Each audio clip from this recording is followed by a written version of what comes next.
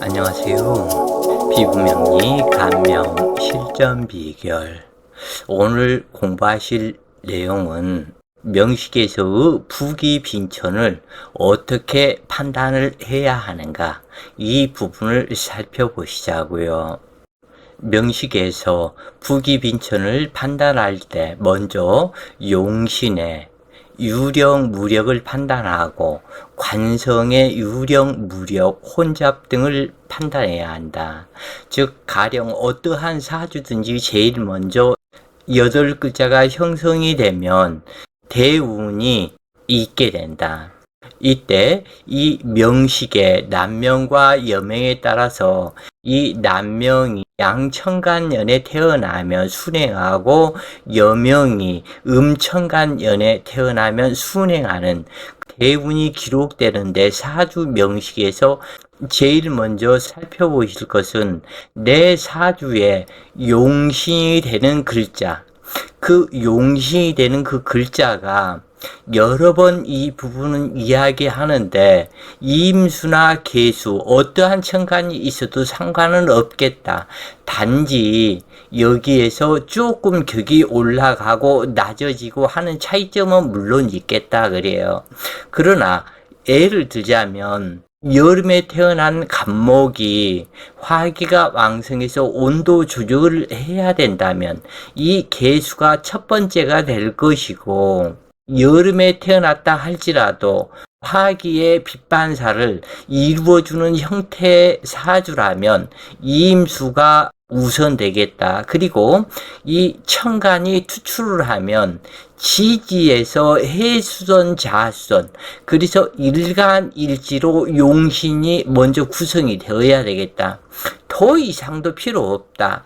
2개의 천간, 2개의 지지, 이런 것도 필요가 없다. 용신으로 딱 결정이 되면 어떠한 글자든지, 예를 들어서 기토가 투출을 했다면 또는 무토가 투출을 했다면, 습기를 원한다면 진토나 아니면 축토가 있으면 좋겠고, 또는 수기가 왕성해서 조토를 원한다면 술토나 미토가 좋겠는데, 술토가 1번이요 미토가 2번이다. 그리고 습토를 원하는 사주라면 진토가 1번, 축토가 2번이다. 이렇게 알고 계시면 되겠다 그래요. 그리고 이 지지의 상황은 일간일지면은 좋기는 하지만은 오화를 원할 수도 있고 사화를 원할 수도 있다. 즉 사는 사유축 삼합을 이루는 근원이기 때문에 이 관성을 쓸 수 있는, 그래서 명예를 탐하는 사주가 된다면 사화가 있어야 되겠고, 재물을 탐하는 용도로 사용을 한다면 오화가 있는 것이 좋겠다. 이러한 것처럼 각기 있어야 할 천간과 지지가 일간일지로 구성되면은 더 이상 바랄 것도 없겠다. 그 다음 판단을 얼적에 신강신약을 가려야 하며 식상의 강약을 살펴야 한다. 다시 한번 얘기하면 사주 명식에서 부기 빈천을 판단할 때 제일 먼저 용신의 일간일지로 있는가 없는가, 그 다음 이 관성의 유령, 무력, 일간일지인가 혼잡한가 혼탁한가, 이 부분을 살피고 신강 신약을 살피며 식상의 강약을 살펴야 하겠다. 이렇게 되면 부기 빈천 이 부분은 거의 다 파악이 되는 것이나 마찬가지다 그래요. 사주에서 관성과 식상이 서로 싸우지 않으면 용신이 유력해야 부기 영화를 누릴 수가 있고, 만약 관식투전이나 상관경관 또는 재인투전이나 금목상전 또는 수화상전이나 일시 형충이 되고, 용신이 쇠약하다면 고독하고 가난하며 파란풍파를 겪는 인생이 된다. 오행 구조가 명식일지라도 끊어지고 막히고 탁기가 왕성하거나, 즉 이 이야기는 오행이 전체가 있다 할지라도 끊어지고 막히는 간지상생이 천복지대가 되지 않은 사주, 즉 다시 얘기를 해서 예를 들어서 병화를 써야 하는데 이 병화가 병자로 왔다면 별무 소용이다 그래요. 왜냐하면 이 자수한테 억제를 받기 때문에 병화 힘이 급격히 떨어지는 그러한 상태이다. 그렇기 때문에 병화가 왔다면 병술로 오거나 이 병진으로 오면 병화의 힘을 싹 빼가 버리기 때문에 소용이 없는 것이요. 아니면 병오로 오거나 병인으로 와야 되겠다. 이처럼 구성이 된다면 천복지제요 간지상생이라 하겠다. 그러나 예를 들어서 병화가 귀신이 되었다면 이 귀신은 힘이 약한 것이 좋다. 그래서 이때는 병진으로 오거나 병자로 오거나 또는 병신으로 오거나 이처럼 오는 것이 이 사주에는 매우 좋겠다. 그래서 이 부분을 먼저 살펴야 한다 그래요. 그래서 이 시신과 귀신을 살폈을 때 시신은 유력하고 귀신은 무력한 것이 좋은 사주다. 즉 다시 얘기해서 시신이 되었다면은 병인이나 병오나 병술로 오는 것이 좋겠고, 귀신적 작용이라면 병자나 병신이나 병진으로 오는 것이 좋겠다. 이것을 살펴서 사주의 고절을 살피게 된다 그래요. 그래서 또한 끊어지고 막히고 타기가 왕성하거나 귀신이 왕성하다면 발복이 쉽지 않다. 즉 귀신이 왕성하다면 병화를 쓰는데 병인으로 오거나 병오로 왔다면 발복이 쉽지 않은 것이다. 관성과 식상이 유력하고 싸움이 없다고 할지라도 일간이 퇴약하고 인수 용신이 허약하다면 가난하다. 또한 무관성이나 무재성 또는 무식상 무인수인데도 부귀한 것은, 그러니까 사주를 볼 때 별로 좋을 것이 없는 것 같은데도 부귀하고 별다른 일 없이 행복하게 사는 사주들이 있다 그래요. 그 이유는 일간이 유력하고 용신이 유력한 것이며 없어야 할 글자는 없고 있어야 할 글자로 구성되었기 때문에 보기에는 별거 아닌 것 같아도 큰 부자가 되고 잘 먹고 잘 산다 그래요. 신강사주라고 해서 부귀한 것도 아니며 신학하다고 해서 가난하지도 않다. 오로지 용신이 유력하고 귀신은 무력해야 행복지명이 되는 것인데, 여명사주가 겁재 양인이 중첩하거나 비겁과다하고 용신 무력으로 관사를 세워가거나 식관투전이 되었다면 남편을 업신여기거나 부모에 불효하고 시비를 일으키거나 성품이 난폭할 수 있다. 여명이 신강할지라도 격국이 청하면 좋은 것이 일적으로 나쁘다고 볼 수는 없는데, 다만 신강하다면 식상으로 설기하거나 관성으로 비겁을 제어해야 하는데, 여기에서 진용신이 없고 가용신으로 무력하고 일지에서, 그러니까 일지가 흉신 악살이 되었다면 발복하기도 어렵고 남편 덕도 없다. 그리고 아내 덕도 없게 된다. 관성천간이 일간 외에 타간지와 합의되고 합이니 귀신이 되었을 때 부부 애로하기 어렵고, 관성천간이 뿌리가 없고 쇠약하거나 사묘 절지에 동주하고 재성과 관성이 허약하다면 부부 이별사별하고 관성이 인묘 동주라면 과부가 되기 쉽다. 즉 여기에서 사묘절이라면 12운성을 꼭 살피셔야 하는데, 예를 들어서 이 병화 일간에 임진씨를 만난 여명이 임수를 남편으로 삼았다. 그런데 임진 괴강 과부살로 호라비살로 왔고 이 진토에 수기 인묘로 오게 되면 이미 남편군과 문제가 있다. 여기에 더하여 만약에 이 임수가 5월이거나 아니면 미월이거나 그러면은 삼요절에 해당하기 때문에 극히 허약한 남편이 되기 때문에 문제가 있게 된다. 그래서 남명의 여성 또한 이렇게 보게 된다 그래요. 즉 예를 들어서 아내를 이 경금으로 삼았는데 묘월이었다면 절신발동이다. 그렇기 때문에 남편이 허약해지는 것이다.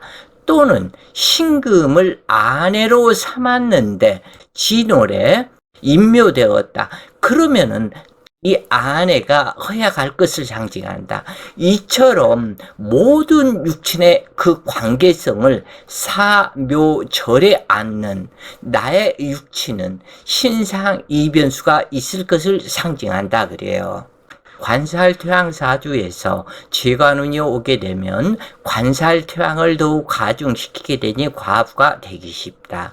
또한 혼잡토양이면 공방살로 부부 이별 사별 재혼하게 되며 칠살이 왕성하고 신약하다면 반드시 고독하고 가난한 발자가 된다. 비록 결혼 전에 부모의 그늘 속에 자유롭게 지냈다 할지라도 결혼 후 급격한 변화가 오게 되는데 부모 품 안에 있을 때는 부모가 흉액을 막아주는 역할을 하지만 결혼 후에는 윤기작용이 본인에게 직접 해당하기 때문이다. 즉 가령 여명사주나 남명사주에서 그 학령기 운이 대학을 졸업할 때까지의 약 한 24, 5세 무렵이 될 것인데 그때까지는 부모의 품 안에서 있는 그러한 상황이기 때문에 안 좋은 흉액은 부모가 막아주는 역할이 된다. 즉 다시 얘기해서 내가 경찰서에 경찰관으로 근무했다면 어느 정도 안 좋은 것들이 내가 공무원이 돼서 근무하기 때문에 막아지는 것과 같다. 그런데 그 공무원의 옷을 벗고 나면 급격하게 안 좋아진다 그래요. 마찬가지로 이 딸이 시집을 가고 아들이 장가를 가고 이렇게 되거나 아니면은 이 대학을 졸업하고 미국에 유학을 갔다든가 그러면은 이 부모의 품을 떠난 것이 되기 때문에 그때는 자기 운기를 100% 자기 운기에 영향을 받게 된다. 자기 사주에 영향을 받게 된다. 즉 다시 얘기해서 남명이 대학 다닐 때는 부모의 품 안에서 부모가 흉액을 막아주는 역할이 되지만 이 아들이 군대를 갔다면 군대를 간 순간 자기 사주가 100% 부모의 운기하고는 상관없이 자기 사주의 영향을 받기 때문에 자기 사주가 극히 안 좋은 흉한 사주 있었다면 군대에서 흉사를 당하는 경우가 이 경우에 해당된다 그래요. 그래서 부모의 품 안에 있는 것과 개별적으로 떨어져 나온 것과 같다. 즉 이렇게 생각하시면 쉽겠다. 어떠한 사자나 호랑이가 어미 호랑이와 같이 있을 때는 다른 짐승들의 위험으로부터 보호받을 수가 있지만 어미 품을 떠나서 자기가 독립적인 환경이 되었을 때는 다른 짐승으로부터 싸워서 이겨내는 방법을 배워야 되기 때문에 급격히 운기의 작용을 받게 된다. 이렇게 보시면 되겠다 그래요.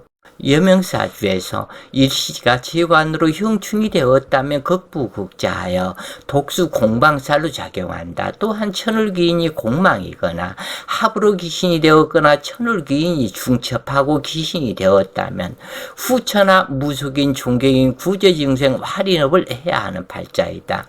그러나 천을귀인이 시인으로 유력하다면 산액이나 혈광사에 근심이 없고 또한 음란하지도 않다.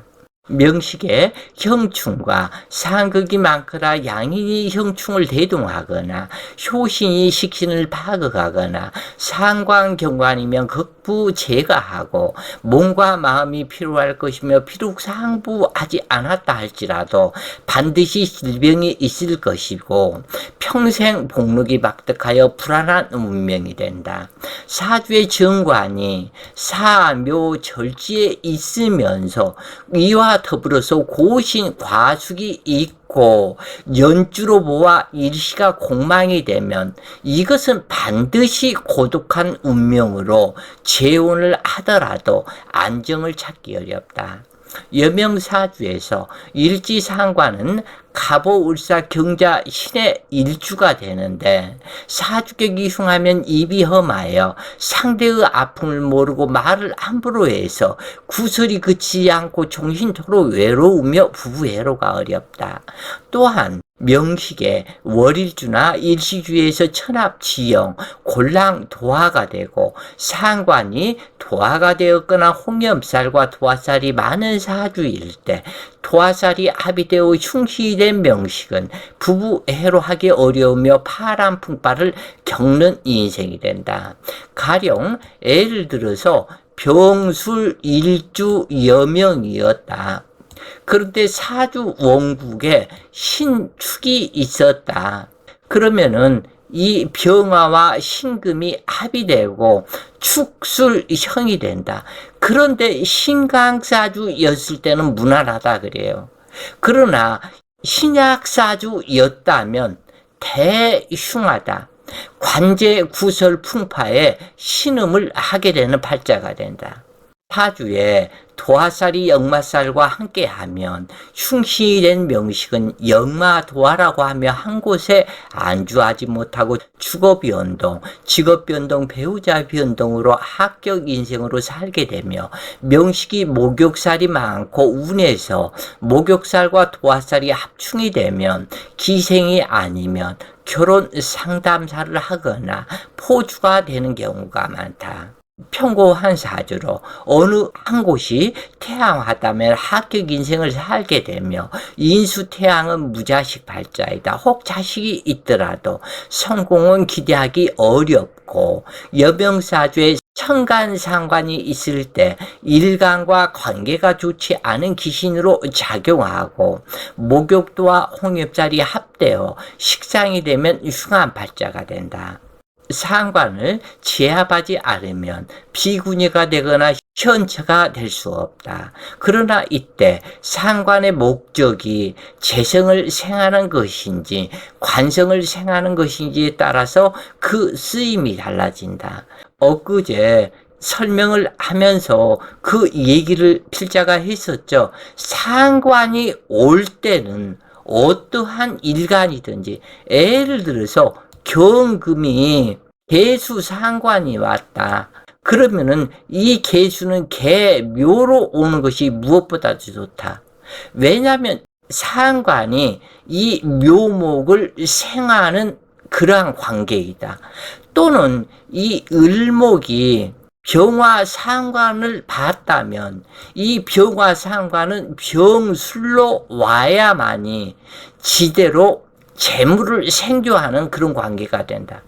그런데 이 병화가 병술로 오지 않고 예를 들어서 병자로 오고 신강사주였었다면 대흉한 것이다. 그렇기 때문에 이 부분을 꼭 살펴서 상관의 목적이 무엇인가를 보시라 그래요. 여명이 왕지, 그래서 왕지는 좌오묘유가 왕지가 되는데 이것이 모두 있으면서 망신살과 기무살이 발동을 하면서 흉살이 되면 정통도주할 팔자가 된다. 재성 과다하고 혼자 관살이면 호색하게 되고 묘고가 모두 있으면 허무한 인생이 된다. 또한 생지가 모두 있으면 외롭고 고독하게 되며 공방살이 된다. 그러므로 예명사주에서는 금목상전, 수화상전, 식관투전이 없어야 하며 식상퇴왕하게 되면 호색하게 되며 부부 이별사별 자식덕도 기대하기 어렵다. 자, 오늘 공부가 본인들 공부에 많은 도움 되셨길 바라요. 오늘도 좋은 시간 되세요. 파이팅!